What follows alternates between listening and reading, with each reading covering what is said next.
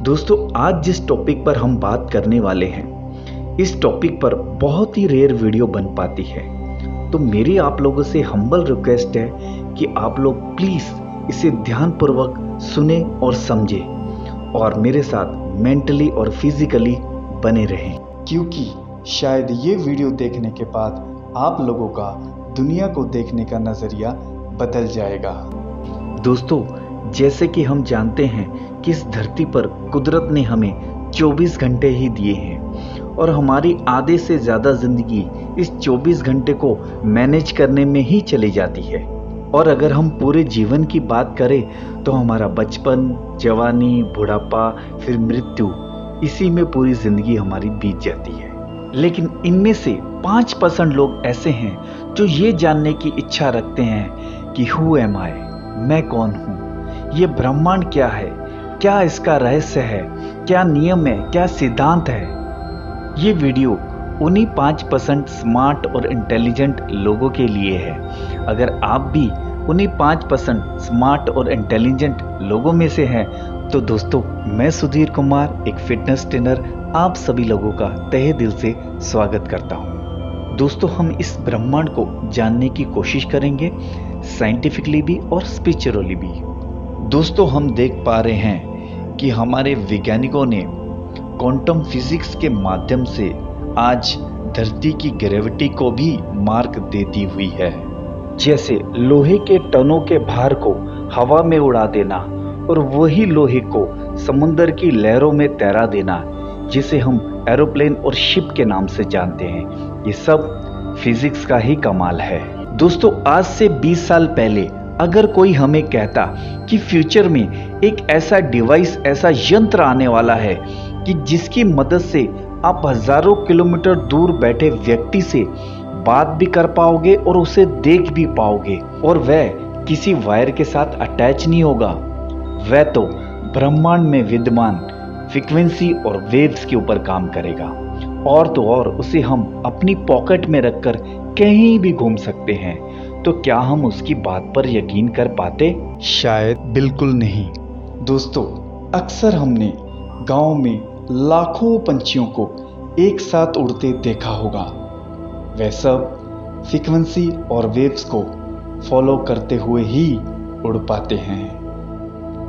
दोस्तों, आज अगर हम दुनिया में अपने चारों ओर देखें तो इंटरनेट के माध्यम से radio, TV, computers, phone, car, robot, satellite, ऐसी तमाम चीजें हैं जो क्वांटम फिजिक्स की सहायता से फ्रीक्वेंसी और वेव्स के ऊपर काम कर रही हैं, और ये फ्रीक्वेंसी को हमारी आंखें देख नहीं सकती।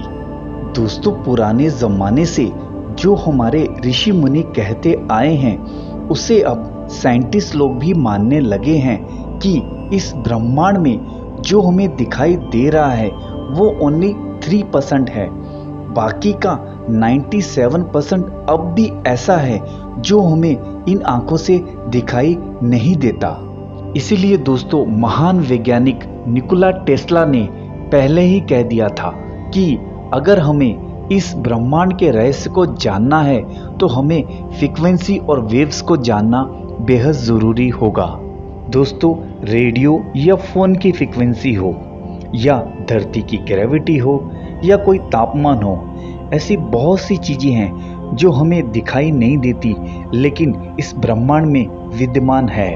दोस्तों, आपको जानकर आश्चर्य होगा कि जब हमारे वैज्ञानिकों ने माइक्रोस्कोप से हम जीव प्राणी और निर्जीव पदार्थों को सूक्ष्म से सूक्ष्म लेवल तक जाकर देखा तो उन्हें एनर्जी और फ्रीक्वेंसी और वेव्स की प्राप्ति हुई। ये जानकर वैज्ञानिक खुद हैरान रह गए। तो इसके ऊपर उन्होंने बहुत सारे एक्सपेरिमेंट कर कर देखे, और जो उसके नतीजे आए वो बेहद चौंकाने वाले थे कि ये दुनिया जो हमें वास्तव में सॉलिड के रूप में दिख रही है, ये सॉलिड ना होकर एक एनर्जी और वेव्स के रूप में पूरे ब्रह्मांड में विद्यमान है। एग्जाम्पल के लिए, अगर एक बड़े से घर को देखें तो उसके अंदर हजारों ईंटें लगी होंगी। हजारों ईंटें में से एक ईंट को अगर देखें तो उसके अंदर खरबों छोटे छोटे मिट्टी के कण होंगे, और उस मिट्टी के कणों के अंदर सूक्ष्म लेवल तक जाकर देखें तो हमें एटम की प्राप्ति होगी, और एटम के सूक्ष्म लेवल तक जाकर देखें तो हमें न्यूरॉन, प्रोटॉन, इलेक्ट्रॉन पाए जाएंगे, और उनके अंदर जाकर देखें तो हमें क्वार्क्स की प्राप्ति होगी, और क्वार्क्स के सूक्ष्म लेवल तक जाकर देखें तो हमें एनर्जी और वेव्स की प्राप्ति होगी। मीन्स कि पूरे ब्रह्मांड में वो चाहे जीव हो या निर्जीव हो, एनर्जी सूक्ष्म से सूक्ष्म लेवल तक पूरे ब्रह्मांड में फ्रीक्वेंसी के रूप में विद्यमान है, या यूं कहें कि हम सभी एनर्जी और फ्रीक्वेंसी के महासागर में रह रहे हैं। दोस्तों, यही रहस्य था कि ब्रह्मांड में व्याप्त फ्रीक्वेंसी के रूप में फैली हुई ऊर्जा का उपयोग कर हमारे ऋषि मुनि एक ही जगह बैठकर बिना जलपान किए कई वर्षों तक तपस्या कर पाते थे। वे अपने सूक्ष्म शरीर की ऊर्जा को ब्रह्मांड की ऊर्जा के साथ कनेक्ट कर लेते थे, जिससे कि उन्हें वो सारी सुविधा मिल पाती थी। यही फ्रीक्वेंसी ऊर्जा का इस्तेमाल कर सामने वाले के माइंड में क्या चल रहा है वो पता चला पाना, और कहीं दूर बैठे व्यक्ति को अपना यहीं से संदेश फ्रीक्वेंसी ऊर्जा के माध्यम से भेज पाना, जिसे आज लोग टेलीपैथी के नाम से जानते हैं। मंदिरों की घंटियों की ध्वनि से या मंत्रों के उच्चारण से उठने वाली ऊर्जा के रूप में फ्रीक्वेंसी ध्वनि से हमारे कई मानसिक शारीरिक रोग अक्सर हमने ठीक होते देखे हैं। आध्यात्मिक में भी हमारे ऋषि मुनि कहते हैं कि हमारे दो शरीर होते हैं, एक होता है एक्सटर्नल बॉडी, एक होता है इंटरनल बॉडी, यानी कि सूक्ष्म शरीर और स्थूल शरीर। जब हमारे सूक्ष्म शरीर में कोई डिसबैलेंस या कोई भी प्रॉब्लम आती है तो डायरेक्ट उसका इफेक्ट हमारे स्थूल शरीर पर पड़ता है।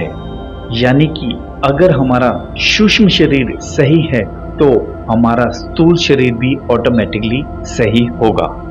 सूक्ष्म शरीर को हमारी आंखें देख नहीं सकती क्योंकि वो एक वेव्स और एनर्जी के रूप में होता है।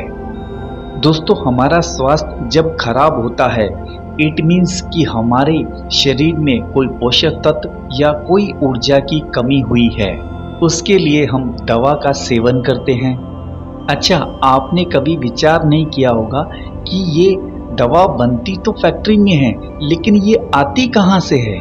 दोस्तों, हमारी प्रकृति माता ने हमारी हर बीमारी यानी कि ऊर्जा की कमी का इलाज हमें ऑलरेडी पेड़ पौधों में दे रखा है, जिसका इस्तेमाल कर आज बड़ी बड़ी फार्मास्यूटिकल कंपनियां हमें दवा और टैबलेट के रूप में देती हैं, और ये ऊर्जा दवा के माध्यम से हमारे शरीर में जाकर हमारी बॉडी को हील करना स्टार्ट कर देती है।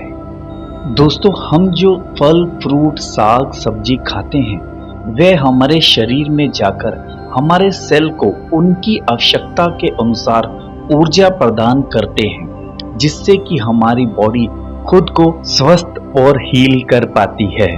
दोस्तों, शायद आप नहीं जानते, हमारे एस्ट्रोनॉट यानी कि वैज्ञानिक जब अंतरिक्ष में कोई ग्रह की खोज करने जाते हैं तो दोस्तों कई महीनों या सालों तक वे अंतरिक्ष में ही रहते हैं, और वे अपने साथ खाने पीने का कोई कंटेनर नहीं लेके जाते, बल्कि इस धरती से ही उनको फ्रीक्वेंसी के माध्यम से वे सारी ऊर्जा प्रदान की जाती है जिसकी उन्हें जरूरत होती है। इसीलिए दोस्तों, अल्बर्ट आइंस्टाइन ने बहुत साल पहले ही कह दिया था कि future medicine will be the medicine of the frequency, यानी कि हमें भविष्य में मिलने वाली दवा डिजिटली फ्रीक्वेंसी के रूप में होगी। ये सारी बातों से हमें ये पता चला कि इस ब्रह्मांड में और हमारे भीतर और बाहर जो हमें सॉलिड के रूप में 3% दिख रहा है और जो 97% नहीं दिख पा रहा, वह सब एनर्जी और वेव्स के रूप में विद्यमान है।